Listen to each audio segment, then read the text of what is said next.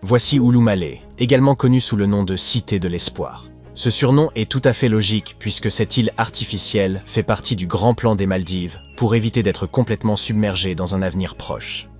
Ulumale a été créé par un dépôt de sable provenant du fond marin sur une plateforme corallienne immergée. Et ça a marché. Cette ville se trouve à environ 1,8 mètres au-dessus du niveau de la mer, soit 2 fois plus haut que la capitale des Maldives, Malé.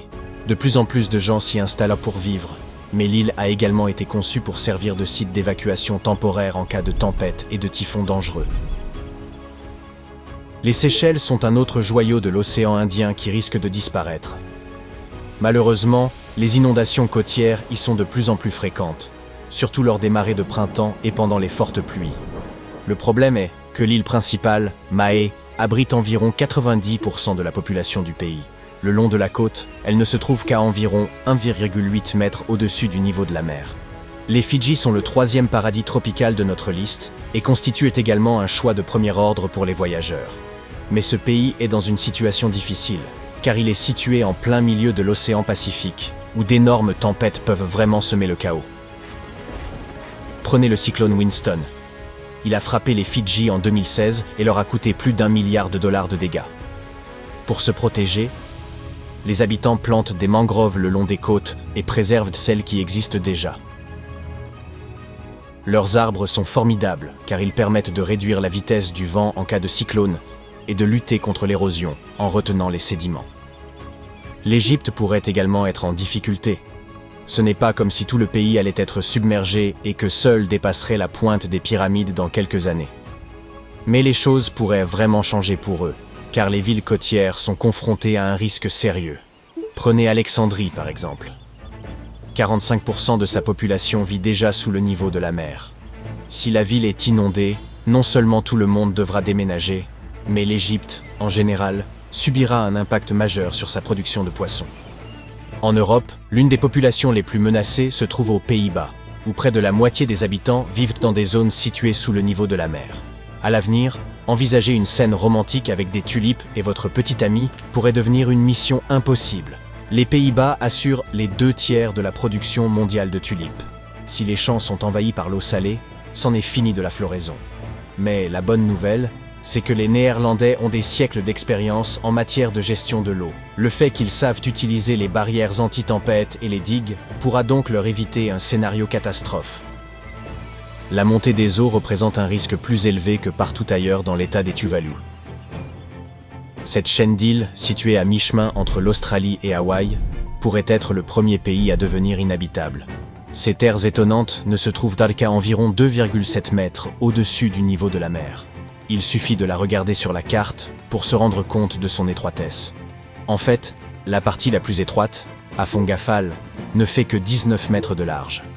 Ainsi, avant même que la montée des marées ne devienne un véritable problème, les terres agricoles limitées du pays pourraient être inondées par l'eau salée. Le pays suivant sur notre liste, ce sont les Philippines. Cet archipel d'Asie du Sud-Est offre des paysages parmi les plus beaux du monde. Mais il est confronté au risque d'inondation pour 2 raisons. D'abord, en raison de la montée du niveau de la mer. Ensuite, à cause d'une météo folle et imprévisible.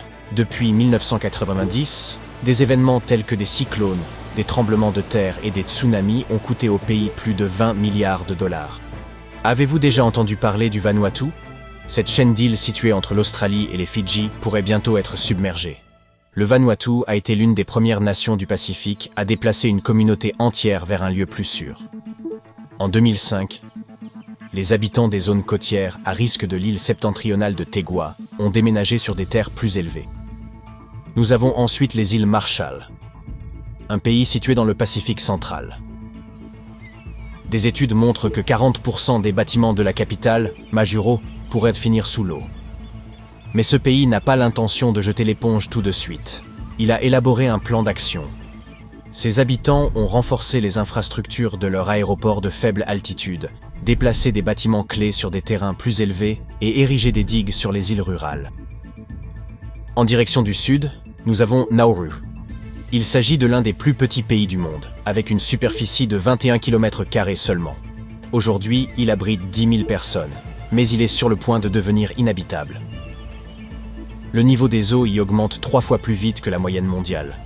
le lagon de Bouada suscite une inquiétude particulière, car il s'agit de la seule ressource d'eau douce en surface, et il est situé à seulement 5 mètres au-dessus du niveau de la mer. Notre prochaine étape dans l'océan Pacifique est la République des Palau. L'élévation du niveau de la mer n'est pas une plaisanterie pour eux non plus. Et la protection de leur culture, en particulier le taro, est une priorité à l'heure actuelle. À mi-chemin entre Hawaï et la Nouvelle-Zélande, se trouvent les Samoa. Ce pays est confronté à une situation unique. Non seulement le volume d'eau y augmente, mais la terre s'y enfonce également. En effet, 2 forts tremblements de terre et des tsunamis ont frappé les Samoa en 2009.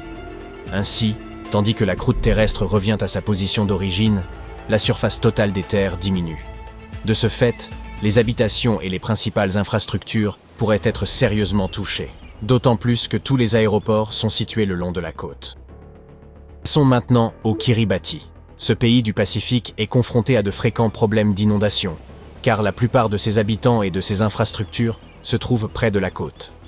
À l'exception de l'île volcanique de Banaba, aucune des terres des Kiribati ne se trouve à plus de 2 mètres au-dessus de l'océan. Pour remédier à cette situation et assurer la sécurité de la population, les autorités ont eu l'idée de construire une gigantesque plateforme flottante, un peu comme celle des compagnies pétrolières. Mais le problème est que cela leur coûterait une fortune, le projet étant estimé à environ 2 milliards de dollars. Si visiter le Vietnam fait partie de vos rêves de voyage, dépêchez-vous. Parmi les choses les plus intéressantes à faire dans ce pays, on trouve principalement des croisières vers des sites époustouflants, comme la baie de Halong, qui signifie « descente du dragon ». Mais d'ici 25 ans, les terres environnantes risquent d'être submergées. Un autre problème majeur auquel le Vietnam est confronté est la salinisation des principales rizières. Et si vous aimez la cuisine vietnamienne, vous savez à quel point le riz est important pour eux. À l'heure actuelle, ils sont particulièrement préoccupés par la vulnérabilité de la région du delta du Mékong. Après tout, il s'agit d'une région très fertile, qui assure la majeure partie de la production agricole du Vietnam, dont plus de la moitié est constituée de riz. Ce pays fait vraiment des efforts pour s'adapter à cette nouvelle réalité. Les rizières du delta du Mékong sont régulièrement arrosées d'eau douce pour contrer les effets de la salinité. Notre prochaine étape se situe dans la mer des Caraïbes. La Grenade est un pays insulaire, mais vous la connaissez peut-être sous le nom de l'île aux épices. Car son climat tropical est parfait pour la culture de noix de muscade, de cannelle, de clous de girofle et de gingembre. Malheureusement, la Grenade et son incroyable sol fertile sont également confrontés à un avenir incertain et à la submersion des terres. Parlons du dernier pays de notre liste, les îles Salomon. 5 îles de cet archipel ont déjà disparu sous les vagues, et 6 autres sont submergées à 20%. Parmi elles, l'île de Nusa Ivili, qui était autrefois un lieu de prédilection pour les pique-niques. Même si la situation est compliquée, il est important de noter que plus de 300 des îles sont habitées. Les îles Salomon sont toujours un peu en mode récupération, car elles subissent souvent les effets de cyclones tropicaux et des inondations soudaines. La population s'efforce déjà de protéger ses maisons de la montée des eaux en construisant des murs de pierre le long de la côte, en plantant des mangroves et en construisant des bâtiments dans des zones plus élevées.